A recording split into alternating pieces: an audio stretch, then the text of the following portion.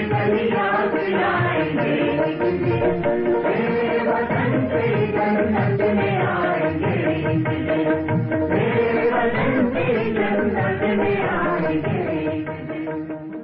اللہ الرحمن الرحیم. پروگرام صدائے کشمیر دیکھنے اور سننے والوں کی خدمت میں میری جانب سے اور ہمارے آج اس پروگرام میں شامل مہمان جناب مرتضیٰ درانی صاحب کی جانب سے ادب عرض ہے. ناظرین، آج حضرت فاطمۃ الزہرا سلام اللہ علیہا کا شہادت کا دن ہے. السلام علیکم یا سیدہ راکحہ، یا ساجدہ، یا مخدومہ، یا ملکہ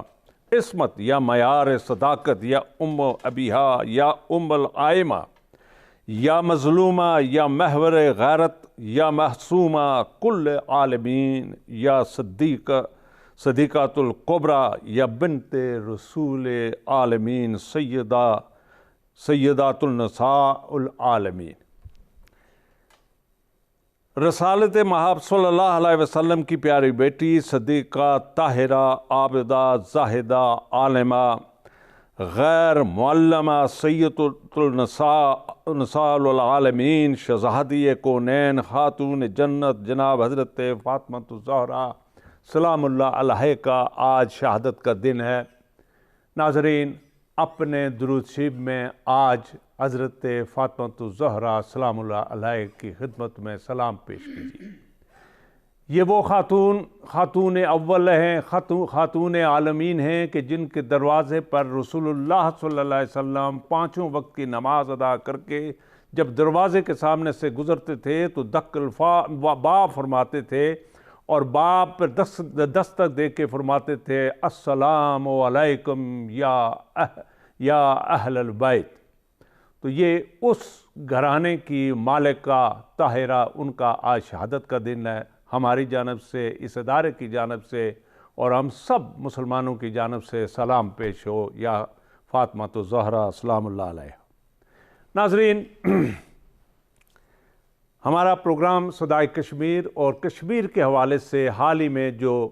برٹش پارلیمنٹ میں جو ناز شاہ صاحبہ نے جو ایک قرارداد پیش کی، میں سب سے پہلے یہ چاہوں گا کہ آپ انہی کے الفاظوں میں ان کی یہ قرارداد سنیں اور دیکھیں کہ India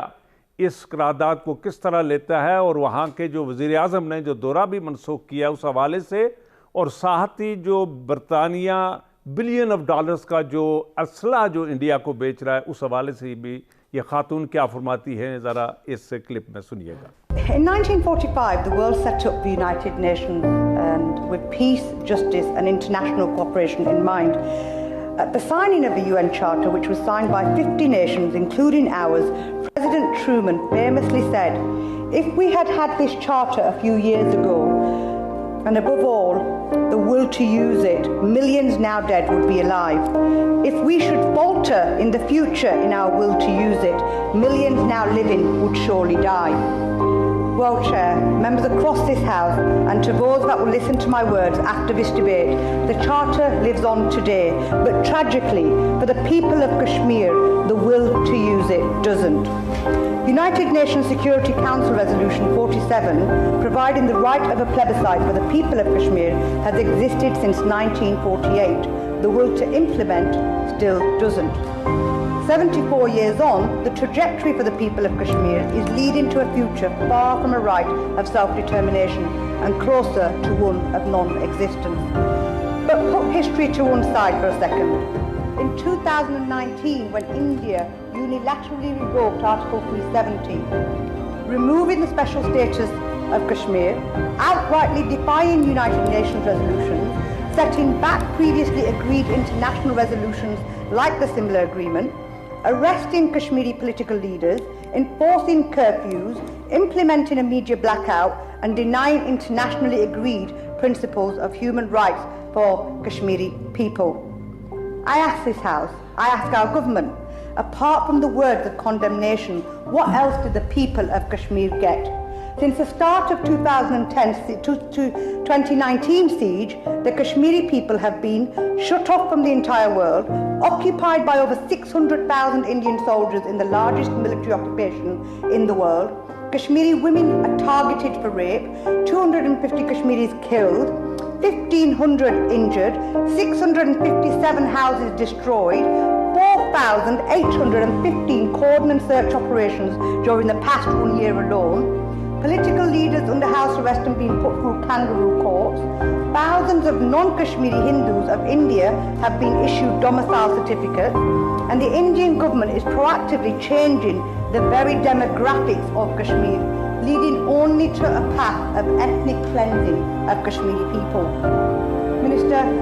without the UN rapporteurs allowed into the region and every report out of the region being censored. یہ برٹش پارلیمنٹ میں یہ ناز شاہ کی جو قرارداد ہے یہ تفصیلاً آپ نے سنی بھی ہوگی. میں سمجھتا ہوں کہ اس میں تمام تر تفصیلات 47 سے لے کر آج تک قراردادوں کے حوالے سے اور یونائٹڈ نیشن کے ڈیسیژنز کے حوالے سے اور کشمیریوں کی حالت زار کے حوالے سے اور انڈین ایٹیچیوڈ کے حوالے سے اور برٹش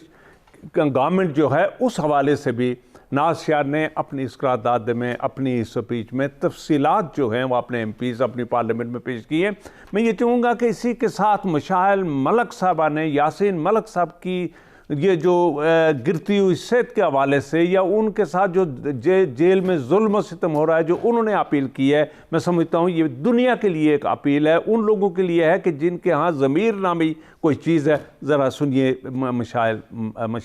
ملک صاحبہ. I appeal to the world to please save my husband Mohammad Yasin Malik, who is the peaceful political leader of this entire freedom struggle against Indian occupation. And right now, to break his resolve, they have locked him up in Tihar death cell, and they have filed fake, fabricated cases against him to charge him without any crime that he's committed. And right now, in this death cell, he's being physically and mentally tortured without any medical care, and his health is very fragile. I appeal to the world, he's the lion of Kashmir, and if India eliminates him, God forbid, or the leadership, there can be no peace in South Asia. This is the deadliest nuclear flashpoint. And India, in the matter of Yasin Malik and the fake charge sheets that are filed against him to plan an entire judicial murder against him, India has quite clearly and blatantly violated international law, Geneva Conventions, international covenants on civil and political rights, conventions against torture, punishment, inhuman and cruel treatment.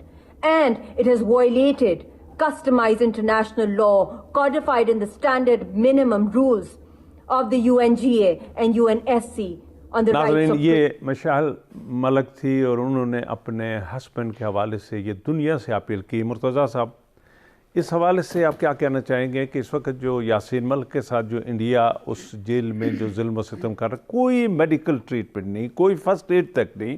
اور اس طرح کے کئی قیدی جو ہیں وہ India نے اپنے اس جیل خانے میں بند کیے ہوئے ہیں, اور حال ہی میں اس نے جو اپنا جو ایک الزام رکھا تھا اپنے اس ایئرپورٹ کے حوالے سے, وہ بھی ایک سچ سامنے آ گیا ہے کہ اس نے اپنا الیکشن جیتنے کے لیے وہ سارا جو الزامات تھے وہ پاکستان پر لگائے تھے. اس حوالے سے آپ کا کیا؟ گدئی صاحب, گزارش یہ ہے کہ یاسین ملک صاحب تو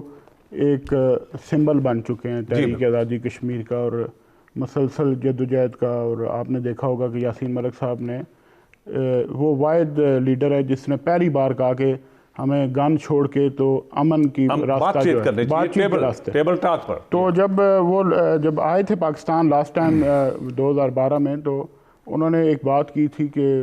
انڈیا کو اس موقع سے فائدہ اٹھانا چاہیے. اس وقت افضل گرو کی شہادت نہیں ہوئی تھی,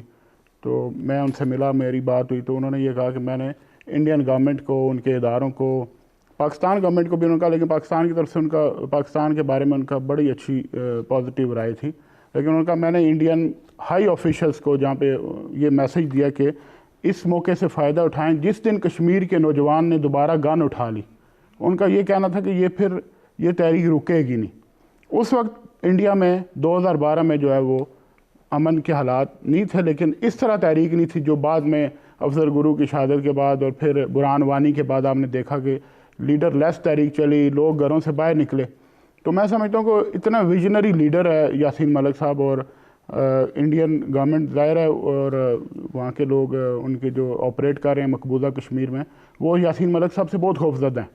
کیونکہ ان کی فالوئنگ اتنی زیادہ ہے اور نوجوانوں میں اتنا زیادہ ہے, اور ایک کریکٹر ہے. آپ دیکھیں کہ یاسین ملک صاحب کا کتنا بے داغ ماضی ہے. اور اس طرح کے جو لیڈر ہوتے ہیں جس طرح میر واحد صاحب ہیں باقی، لیکن یاسین ملک صاحب کا ایک اپنا ایک بیک گراؤنڈ تھا، انہوں نے پہلے گن اٹھائی، انہوں نے خود تحریک آزادی کو انہوں نے خود لیڈ کیا اور مقبوضہ کشمیر کے نوجوانوں کو لیڈ کیا۔ اب ان سے اتنی خوفزدہ ہوگی انڈین گورنمنٹ کے، اب ان کی حالت یہ ہے کہ ان کے کڈنیز کی جو پرابلم ہے آپ کو پتہ ہے وہ فیلئر کی طرف جا رہے ہیں، ان کو کوئی ٹریٹمنٹ نہیں دیا جا رہا، ڈائلسس کی ان کو ضرورت ہے وہ نہیں دی جا رہی۔ اس طرح لگ رہا ہے کہ ملک صاحب آپ یہ بتائیں کہ یہ جو انڈیا نے جو یہ جنگ کا پاکستان کے ساتھ جو ڈرامہ رچایا تھا اس حوالے سے، لیکن اب وہ فیل ہوتا نظر آ رہا ہے، وہاں کی جو سیاست گو کہ لوکل پولیٹیکل جو وہاں لیڈرشپ ہے وہ آج بھی در پردہ کوشش کر رہی ہے کہ انڈیا کے ساتھ مل کر تو اپنے اقتدار کی طرف ہے، فاروق عبداللہ اور اس کا جو لوگ ہیں، لیکن بہرحال وہاں آزادی کو کس طرح دیکھتے ہیں؟ وہاں کے مجاہدین نے تو ہر جگہ پر ایک ان کو رکاوٹ کا سبب بنے ہوئے ہیں، ان کے فوجیوں کی لاشیں ہر روز 1-2 لاشیں ان کی گرتی ہیں، اس حوالے سے آپ کا کیا؟ اور انڈیا مسلسل بلیڈ کر رہا ہے، اس سے اکنامکلی وہ بلیڈ کر رہا ہے فرام دا لاسٹ 30 ایئرس۔ دیکھیں گردیش صاحب، یہ جو 2019 میں 5 اگست کو انڈیا مودی سرکار نے جو آرٹیکل 370 ریووک کیا، اس کے بعد ایک انڈیا کی جو وہاں کے حالات ہیں انڈیا کے اندر بھی اور مقبوضہ کشمیر میں، تو جو پرو انڈین پارٹیز تھی لائک فاروق عبداللہ اور یہ سارے بھی اب ایک پلیٹ فارم پہ اکٹھے ہو گئے، اور انڈیا نے، میرا خیال ہے کہ جس دن 5 اگست 2019 کو مودی نے اس چیز کی بنیاد رکھ دی کہ کشمیر جو اب ان کے ہاتھ سے نکل چکا ہے، اب یہ ویسے ہی جو ہے وہ بزور طاقت کب تک یہ اس کو چلائیں گے اپنے، پہلے شاید تھوڑا بہت ان کو انٹرنل بھی سپورٹ تھی فاروق عبداللہ جیسے لوگوں کی، اور باقی جو ہماری خاتون ایک وہ سی ایم تھی جو مفتی محبوبہ مفتی سعید صاحب کی بیٹی ہیں، ان سب نے بھی اب جو ہے نا وہ سوچنا شروع کر دیا کہ ہمارا جو فیصلہ تھا وہ غلط تھا، ہم نے انڈین گورنمنٹ کو سپورٹ کر کے اپنے مجاہدین کو مروا کے اس تحریک آزادی میں، تو اب وہ بھی اس پہ تھنک اوور کرنے کے پوزیشن میں آگے۔ ناظرین ایک بریک کا وقت ہوا چاہتا ہے تو میں چھوٹا سا بریک لیتا ہوں، لیکن بریک سے واپس آ کر ہم امریکہ کے صدر کے حوالے سے کچھ گفتگو کریں گے، اور اس حوالے سے آپ کو بتائیں گے کہ ریاست مدینہ کا جو تصور ہم جو لے کر چل رہے ہیں اس حوالے سے، اور امریکہ میں جو امریکہ کے صدر نے جو فزیکلی جو عمل دنیا کو دکھایا وہ کیا ہے۔ Stay with us please.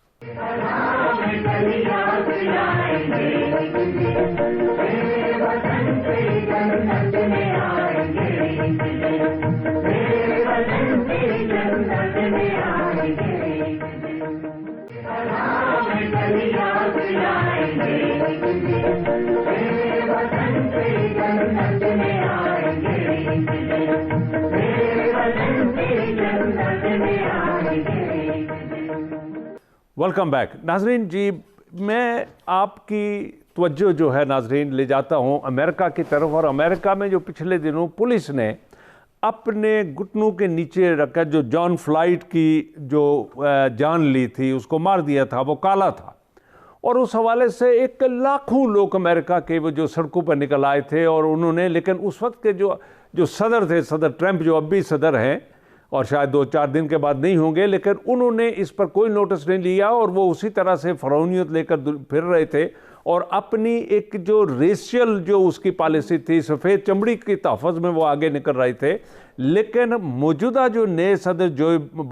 Biden جو ہیں وہ ابھی آئے، اور انہوں نے جا کر اس بچی سے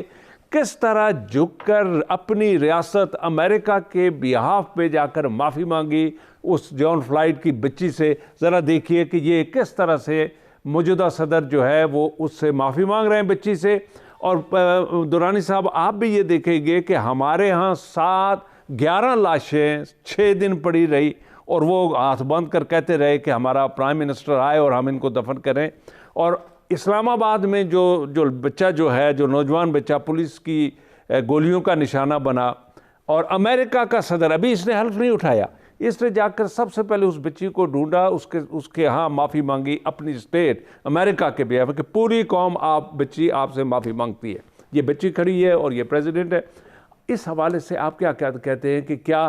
وہ اسٹیٹ طاقتور، مزید طاقتور ہوگی، یا ہم ہوں گے جو ریاست مدینہ بنانے جا رہے ہیں؟ اور ہم نے 7 دن یا 6 دن تقریباً انتظار کرایا ان لاشوں کو سڑکوں پر چھڑوا کر، اور ہم نے کہا نہیں، آپ دفن کرو گے تو میں آؤں گا. ہم نے بھی شرط لگائی اور ان کمزور لوگوں کی جو شرط 6 دن کی تھی وہ بھی آپ نے دیکھا. وہ گدیش صاحب یہ ہے کہ امریکن صدر جس طرح ٹرمپ نے اپنی 4 سالہ پالیسیز میں دیکھا آپ نے کہ امریکہ کو تقسیم کیا اور وہاں پہ جو ہے نا مختلف قسم کی جو ہے وہ قومیتیں جو ہیں وہ ان کو انہوں نے پروان چڑھایا. تو اب جو آپ نے جو بائیڈن صاحب ہیں انہوں نے آ کے وہ ان کو دوبارہ جوڑنا شروع کیا, پوری قوم کو ایک پلیٹ فارم پہ اکٹھا کرنا شروع کیا. لیڈرشپ کا یہی کام ہوتا ہے. لیڈرشپ کا یہ نہیں کام ہوتا کہ تقسیم در تقسیم کرے قوم کو. لیڈرشپ کا کام ہوتا ہے ساری تقسیم کو قوم کو جوڑے. اسی طرح ہمارے آپ نے وزیر اعظم صاحب کی بات کی تو جو سوشل میڈیا پہ کمپین چلی آپ نے دیکھا ہوگا, وہ لوگ یہ کہنے شروع ہو گئے کہ 11 لاشیں ہار گئیں, وزیر اعظم جیت گیا. اور اس طرح کی باتیں چلیں اور پھر یہ بھی کہا گیا کہ اسلام آباد میں پڑی لاشیں جو ہیں وہ کوئٹہ میں پڑی لاشوں کے جو ہے وہ مذاق اڑا رہی ہیں. مطلب یہ زندہ لاشوں کی بات کر رہے تھے یہاں پہ اسلام آباد کے بارے میں. تو آپ دیکھیں کہ وہ آخر وہ مجبور ہوئے, ان کو پرائم منسٹر ہوتے ہیں, ان کی بات ماننے پہ مجبور ہوئے, انہوں نے وہ دفنائی اور اس کے بعد وزیر اعظم صاحب نے وہاں پہ دورہ کیا. یہ تاثر ملا کہ اسٹیٹ کے جو ہے نا. اچھا, یہ جو بچہ جو اسامہ ستی جو ہے جس کو پولیس نے اور 21 سال کا بچہ مارا گیا, کیا اس کے گھر بھی ہمارے پرائم منسٹر صاحب کو جب یہ پتہ چل گیا کہ میری پولیس, ریاست کی پولیس نے یہ زیادتی کی ہے, تو جا کر اس سے معذرت نہیں کرنی چاہیے تھی, اس سے باپ سے اور پوری قوم کی جانب سے یہ تعزیت نہیں پیش کرنی چاہیے تھی؟ وزیر اعظم صاحب کو کرنا چاہیے تھا. میں سمجھتا ہوں کہ یہاں پہ تھوڑا سا ڈیفرنٹ ہوا کہ فوری طور پہ وفاقی وزیر داخلہ شیخ رشید صاحب اور باقی جو وفاقی وزراء ہیں وہ ان کی لواحقین کے ساتھ تعزیت کرنے پہنچ گئے. تو وزیر اعظم صاحب کا بھی یہ, کیونکہ ان کا کیپٹل میں یہ واقعہ ہوا اسلام آباد میں, تو ان کو جانا چاہیے تھا. لیکن یہ ہے کہ اسامہ کی جو آپ نے شاید رپورٹ پڑھی ہو جو ابھی پبلش نہیں ہوئی, پولیس نے خود رپورٹ دی کہ اس کو گھیر کر ٹارگٹ کر کے مارا گیا. جی, اس کی گاڑی کو چاروں طرف سے پولیس نے گولیاں. میں نے بھی ڈی آئی جی صاحب سے جب بات کی تھی میں نے ان کو کہا تھا مجھے نہیں لگ رہا کہ یہ جو ہے نا کوئی مجرم ہے یا یہ بھاگ رہا تھا. اگر بھاگ رہا ہوتا تو اس کو بیک سائڈ سے گولی لگتی, اور اس کے تو فرنٹ ونڈ سکرین پہ 4-6 گولیاں لگی ہوئی ہیں. تو اس طرح لگ رہا تھا کہ جیسے اس کو ٹارگٹ کیا گیا, اس کو مارا گیا. اور یہ اچھی بات ہے کہ جو پولیس والے جو اس میں ملوث تھے ان کو فوری طور پر گرفتار کیا. اسلام آباد کے ڈی آئی جی وقار سید صاحب نے ایکشن لیا فوری طور پہ, اور میں سمجھتا ہوں کہ ان کو نہ صرف نوکریوں سے نکالا, ان پر دہشت گردی کے مقدمات بھی بنائے. جو چاہتا ہوں, یہ آپ کا تبصرہ جو چاہتا ہوں ناظرین کے لیے وہ یہ ہے کہ دیکھیے ہمارا پرائم منسٹر جو ہے وہ ریاست مدینہ بنانے کے لیے اس طرف اس کا جو منشور ہے, ماٹو ہے, مقصد ہے جو سیاست کا, یا مقصد ہے جو اپنی وزارت عظمیٰ کا, کہ میں کسی طرح سے اس ریاست کا جو تھی اس کے حوالے اس قدم ایک اپنے رخ جو ہے متعین کریں. اب میں آپ سے جو آپ کی توجہ جو لے گیا کہ بھئی امریکن صدر جو ہے وہ آتے ہی اس نے آ کر ریاست کے پوری ریاست کے آن بیہاف آف امریکن اس نے معافی مانگی. اب بے شک یہاں وزیر داخلہ بھی گیا ہو گیا, وہ میٹر نہیں کرتے, میٹر ہمارا پرائم منسٹر کرتا ہے. پرائم منسٹر یہ نہیں کہ وہ اپنے گھر میں وزارت اس میں ہاؤس میں آ کر وزیر اعظم اس میں بلا کر لوگوں سے تعزیت کریں یا ان کو دعا کریں اور کہیں آئیں یہاں آئیں تو میں تمہارے ہاں معافی بھی مانگتا ہوں, اور یہ بھی نہیں. وہ جس کچی گلی میں رہتے ہیں, جس حال میں وہ رہتے ہیں, وہاں جائیں اور جا کر ان کی زندگی کا بھی انہیں پتہ چلے, اس کے گھرانے کے اس کی والدین سے بھی ملیں, اور پتہ پھر لوگوں کو احساس ہو, مجھے احساس ہو, ہمارے عوام کو احساس ہو کہ ہمارا وزیر اعظم اس نچلی سطح پر اب جا رہا ہے, یہ اب بادشاہ نہیں ہے یا یہ اس طرح کا ایروگنٹ انسان نہیں ہے, یہ صحیح وزیر اعظم ہے. نمبر 1. نمبر 2, جب اس قسم کے آپ اقدامات آپ کے جو لیڈر ہیں وہ کرنا شروع کرتے ہیں تو پھر قوم اس طرح سے کاپی کرنا شروع ہو جاتی ہے, قوم لوگوں سے زیادتیاں کرنا چھوڑ دیتی ہے. وہ جو بڑے بڑے نوسر باز ہیں, کرپٹ لوگ ہیں, ظالم ہیں, بدماش ہیں, جو دن دہاڑے لوگوں کو قتل کرتے ہیں, پھر ان کے ہاتھ رکنے شروع ہو جاتے ہیں کہ چونکہ ہمارا وزیر اعظم جو ہے وہ اس حد تک کیئرفل ہے اور یہاں تک جاتا ہے تو میرے ہاتھ سے اگر کوئی گولی کسی کو لگے گی. آپ کو دیکھا ہے اسلام آباد میں دن دہاڑے لوگوں کے مکانوں پر قبضہ ہوتا تھا یا ہوتا ہے, یا لوگوں کی زمینوں پر قبضہ ہوتا ہے, تو وہ ان کی اپنی ایک فوج ہے ان بدماشوں کی, ان کے اپنے ہیلی کاپٹر ہیں, ان کی اپنی ایک فورس ہے پوری. تو کیا اس قسم کے ماحول میں ریاست مدینہ کا کوئی جو کانسیپٹ ہے وہ سروائیو کر سکتا ہے, آگے بڑھ سکتے ہیں. غزیر صاحب دیکھیں, ریاست مدینہ کا ماڈل بہت بڑا جو ہے نا وہ کانسیپٹ ہے, وہ تو شاید پاکستان میں اس کا کہنا بھی مشکل ہے کہ یہاں پہ امپلیمنٹ ہوگا. لیکن جو بات آپ کہہ رہے ہیں کہ ہمارے وزیر اعظم صاحب کو ان کے مشیروں نے ایسا ڈرا کے رکھا ہوا ہے کہ شاید آپ جائیں گے تو یہ بلیک میلنگ کا ایک نیا سلسلہ شروع ہو جائے گا, کہاں کہاں آپ جائیں گے, کہاں کہاں پہ تعزیتیں کریں گے, کس کس کے گھروں میں پہنچیں گے. ویئر ایز کہ آپ دیکھیں امریکی صدر, اس سے پہلے آپ نے نیوزی لینڈ کی پرائم منسٹر جو جس طرح اس نے ایکشن کیا تھا, جس طرح وہ گئی لوگوں کے گھروں میں, جس طرح وہ ان مسجد میں آئی, اسی ڈریس میں آئی, مسجد میں بیٹھی مسلمانوں کے ساتھ اس نے اظہار یکجہتی کیا, تو آپ ان کی ایک مثالیں موجود ہیں. اچھا, میں یہ چاہوں گا کہ یہ جو ہزارہ کی ناظرین, میں نہیں چاہتا کہ ہم یہ فتنہ کے طور پر یا کسی ایک نئے ایشو کو سامنے لا رہے ہیں, لیکن نہیں, اس بچی کی بات سنیں, اور یہ جب بچی کی بات جب سنی جائے گی, اس ہزارہ بچی جو ہے یہ جو پریس کانفرنس کر رہی ہے, اس کی بات سنیں, اور پھر ہمارے جو ارباب اقتدار ہیں وہ ذرا فیصلہ کریں کہ کس طرح سے ہم ہزارہ یا ان ایسے مظلومین کو کس طرح پروٹیکشن ہم مہیا کر سکتے. ذرا سنیے گا. ہر جگہ گئے, ہم اپنے 100 جنازوں کے ساتھ بیٹھے ہیں اسی شہر میں, اس ٹنڈ میں جو فروری کا ٹنڈ ہے کوئٹہ کا, وہاں بیٹھے, کوئی سنوائی نہیں ہے ہماری. کیونکہ سیکیورٹی فیل ہو چکی ہے, کیونکہ جو ہمارے نام پہ آنے والا بجٹ ہے, ہمارے لاشوں سے تو فائدہ ہے نا, جنگ تو فائدہ مند کاروبار ہے, یہ کوئی چاہتا ہی نہیں ہے اس کو ختم کرے. جب بھی بجٹ آنا ہوتا ہے, الیکشن آنے ہوتے ہیں, انٹرنیشنل پولیٹکس ہوتا ہے, کولیشنز فنڈ آتے ہیں, تو ہم بیچارے قربانی کے بکرے ہوتے ہیں. اس لیے کوئٹہ میں شاید اتنے دمبے ذبح نہیں ہوئے جتنے ہزارے قتل ہوئے. تو میں اپنے بھائیوں کی زندگی کے لیے یہاں بیٹھی ہوں, اور تادہ میں مرگ بیٹھی ہوں یہاں. ڈیمانڈ یہ ہے کہ جنرل قمر باجوہ صاحب جو ہے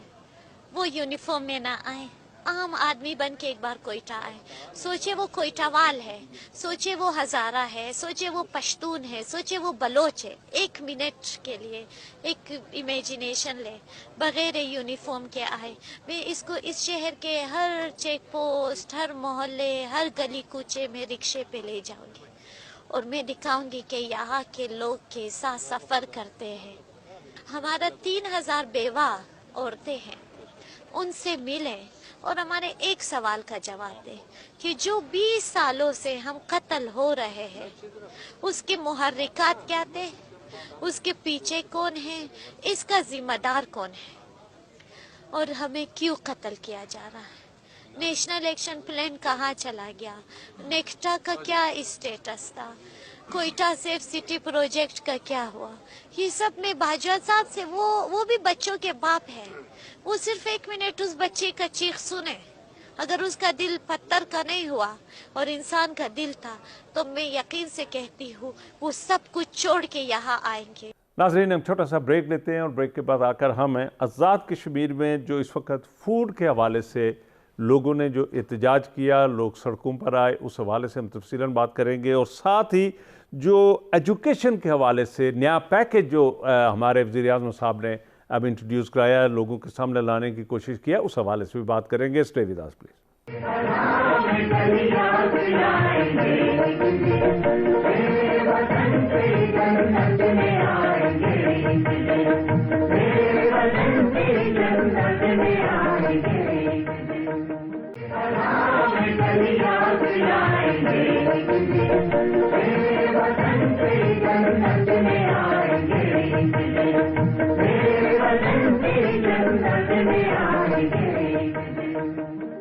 جی, ویلکم بیک ناظرین. ہمیں آزاد کشمیر پچھلے دنوں جو اب فوڈ کے حوالے سے جو ہمارے لوگ پنچ ڈویژن بالخصوص اور پورے آزاد کشمیر میں احتجاج فوڈ کے حوالے سے, اس کی قیمتیں بڑھ جانے کے حوالے سے جو سامنے آیا, وہ بھی, اور ہمارے وزیر اعظم صاحب نے جو پریس ریلیز جو اپنے دستخطوں سے یا انہوں نے جو پریس کانفرنس بنائی, اس حوالے سے انہوں نے جو فرمایا, حکومت آزاد کشمیر اس وقت آٹے پر تاریخ کی سب سے بڑی سبسڈی دے رہی ہے. زیادہ اخراجات آٹے کی سبسڈی پر آتے ہیں, حالانکہ وفاقی حکومت کی جانب سے آزاد کشمیر کے انتظامی بجٹ پر 15 ارب روپے کی کٹ لگائی ہے. باوجود اس کے کہ حکومت عوام کی سہولت کے لیے ریلیف دے رہی ہے. اس وقت 5 ارب 58,000 بلین روپیز, یعنی یہ 5 अरब और 83 करोड़ रुपए हुकूमत आज़ाद कश्मीर अपनी तरफ से आटे पर सब्सिडी दे रही है, जो आज़ाद कश्मीर की तारीख में सबसे बड़ी सब्सिडी है। इसकी तफसील इस तरह है। अब इन्होंने पूरी तफसील के हिसाब से ये नाज़रीन एक काफ़ी तफसीलन उनकी प्रेस कॉन्फ्रेंस है और उनके नंबर्स फिगर्स दे दिए गए हैं। मैं ये मुर्तज़ा दुर्रानी साहब से ये जानना चाहूँगा कि इन्होंने जो सब्सिडी दी है, हमारी सुनी तो ये है कि चंद लोग इस पर करोड़ों अरबों रुपया बना रहे हैं, और वो जो आटे की मिलें हैं वो बना रहे हैं, कुछ फूड डिपार्टमेंट के लोग हैं वो बना रहे हैं, और हुकूमत आज़ाद कश्मीर लामला के अरबाब आला यानी हमारे जो लीडरशिप है उनके इल्म के बगैर नीचे कोई बंदा पैसे नहीं बना सकता। तो जी दुरानी साहब, आप इस सब्सिडी को, इस आटे के बहरान को, या इन्होंने जो ख़रीदारी नहीं की, उस हवाले से आपके पास क्या गुरदेव साहब, ये इस तरह का मामला है क्योंकि हम खुद भी गवर्नमेंट मुझे इसका बैकग्राउंड थोड़ा बताना पड़ेगा कि 2013 तक गवर्नमेंट पाकिस्तान सब्सिडी देती रही आज़ाद कश्मीर को आटे पे जी। वो 3 से 4 अरब रुपया बनती थी, जो हमने फिर उनको कहा कि हम अपने बजट से इसको मीट अप करेंगे और हम खुद इसको पास्को से गंदम ख़रीद के और फिर उसकी पिसाई करके लोगों तक पहुंचाने तक जो है वो गवर्नमेंट आम आदमी को 400 से 500 रुपये का रिलीफ देती थी जी। अभी ये हुआ कि जो अभी क्राइसिस है, इसका मैं थोड़ा सा इस पे बताऊं कि ये क्राइसिस आया कोरोना के बाद। जब कोरोना में लॉकडाउन हुआ, लोग घरों को वापस आए, पाकिस्तान में लोग रह रहे थे, अब्रॉड रह रहे थे, वो आके अपने घरों में मुकीद हो गए। तो उसके बाद ये हुआ कि आटे की खपत बढ़ गई। जब खपत बढ़ी है तो फिर ज़ाहिर है आपने सब्सिडी भी आपकी बढ़ जाती है, क्योंकि आटा जब आप ज़्यादा इस्तेमाल करेंगे, गंदम ज़्यादा इस्तेमाल होगी तो सब्सिडी बढ़ेगी। इस दौरान गवर्नमेंट ऑफ आज़ाद कश्मीर ने 500 रुपये जो है वो इजाफ़ा किया आटे की प्राइस में, जो मतलब फिर भी पंजाब से कम था। पंजाब में अगर 2400 थी गंदम तो यहाँ पे 1900 रुपये मन थी। लेकिन उसके बावजूद लोगों ने कहा कि गवर्नमेंट ऑफ आज़ाद कश्मीर ने कोरोना में हमें कोई पैकेज नहीं दिया। पूरी दुनिया में हुकूमतों ने पैकेज दिए हैं कोरोना के दौरान गरीबों को, लेकिन अगर वो भी नहीं दिया और उसके बाद आपने गंदम भी हमारे पर महंगी कर दी 500 रुपये, तो इसको वापस करें। तो उस पर फिर गवर्नमेंट ऑफ आज़ाद कश्मीर ने 200 रुपये कम किए और 300 रुपये अभी भी मौजूद है, जो सब्सिडी उन्होंने ख़त्म की। 300 रुपये इजाफ़ा किया था जो आज़ाद कश्मीर गवर्नमेंट ने। वो लोग मुतालबा कर रहे हैं कि वो भी आप ख़त्म करें और आटे की जो खपत है, क्योंकि मिलों के पास गंदम मौजूद नहीं है, वो आटा शॉर्ट हो गया मार्केट से, खपत बढ़ गई और आपका ये तवाज़न बिगड़ गया डिमांड एंड सप्लाई का। तो उसकी वजह से ये हुआ कि अब ये लोगों में 1,40,000 टन उन्होंने खरीदी थी, उन्होंने वो भी नहीं ना खरीदी वक्त वो। इसीलिए मैं आपको बता रहा हूँ कि अभी वो 3 अरब रुपया जो है ना उसकी समरी तैयार की है इन्होंने। पहले भी इन्होंने काफ़ी बड़ी अमाउंट दी, अब 3 अरब की सुने दोबारा जो है ना 5 अरब और 83 करोड़ रुपया पहले दे रहे थे जी। अब 3 अरब रुपये की एक और समरी जो है वो तैयार की है, जिससे मेरा ख्याल है कि काफ़ी ये कार्टेल बन गया आज़ाद कश्मीर में एक मिल ओनर्स का। यहाँ पे कोई 7-8 लोग हैं जो ये सारा सिस्टम चला रहे हैं आज़ाद कश्मीर में फूड डिपार्टमेंट का, और वो ही जो है वो शायद आम आदमी को गंदम मिलती है या आटा मिलता है या नहीं मिलता, लेकिन उनके जेबों में पैसा ज़रूर जाता है, सब्सिडी का जाता है, और आटा स्मगल भी होता है, क्योंकि जब आज़ाद कश्मीर में आटा सस्ता होगा। पिंडी इस्लामाबाद में जो इनके डायरेक्टर बैठे हुए हैं वो भी काफ़ी मुस्तफीद होते हैं इस सारी चीज़ों से। असल तो यही माफिया है, ये तो बहुत बड़ा माफिया है। यहाँ पे एक ये माफिया बैठा हुआ है और दूसरा ये माफिया है कि वो आज़ाद कश्मीर से आटा जो है वो KPK की साइड पे जो है स्मगल करता है, क्योंकि KPK में महंगा आटा, आज़ाद कश्मीर में 500 रुपये अगर सस्ता है तो वो वहाँ पे जाके उसको 500 रुपये एक्स्ट्रा मिलेंगे पर मन, तो वो वहाँ पे क्यों नहीं बेचेगा। वो आज़ाद कश्मीर में आम लोगों की जो सहूलत के लिए सब्सिडी दी जाती है वो आज़ाद कश्मीर के लोगों को नहीं मिलता, फिर वो आटा वही गंदम जो है वो दूसरे जो है सूबों में दूसरे शहरों में स्मगल की जाती है।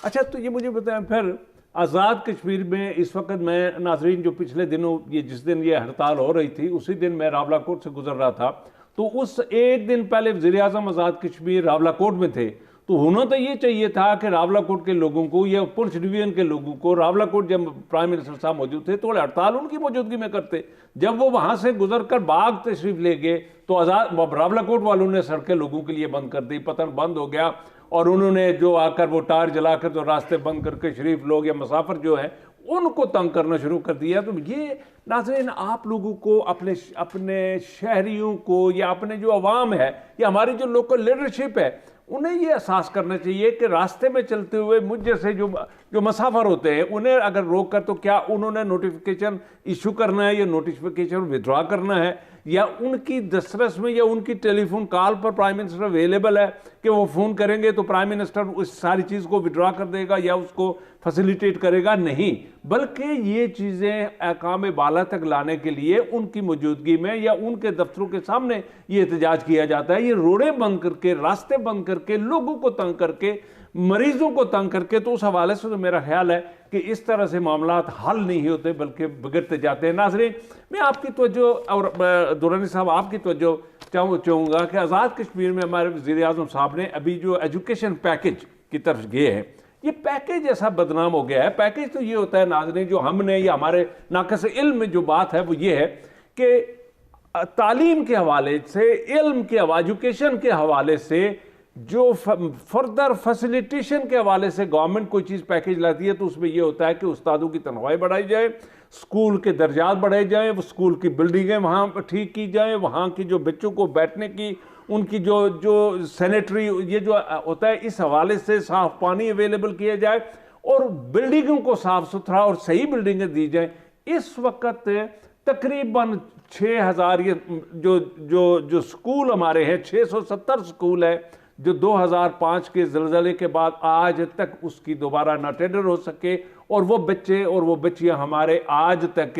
اسی سردی میں بیٹھے ہوئے پڑھ رہے ہیں. اور یہ دیکھ رہے ہیں تصویر میں ہمارے یہ ایک پرائمری سکول ہے, یہ ہمارے سکول ہے. میرا خیال ہے کہ ان سکولوں کو یا ان بلڈنگوں کو, یہ جو آپ کو تصویر میں نظر آ رہی ہیں, اگر وزیر اعظم صاحب نے اپنے پیکج میں ان بلڈنگوں کو اپ گریڈ کرنے کے حوالے سے کوئی چیز انٹروڈیوس کرا رہے ہیں وہ تو ٹھیک ہے, لیکن ادروائز اگر وہ اپنے جاتے ہوئے اپنے جو اقتدار ہے اس کے خاتمے پر وہ لوگوں کی مزید بھرتی کے لیے یہ پیکج لا رہے ہیں, چونکہ اس سے پہلے ماضی میں جو کچھ ہوتا رہا وہ یہ ہوتا رہا کہ اپنے جیالوں کو بھرتی کرنے کے لیے سارے پروویژن نکالے گئے. یہ نہیں دیکھا گیا کہ ہم سکول کی بلڈنگ کو ٹھیک کریں,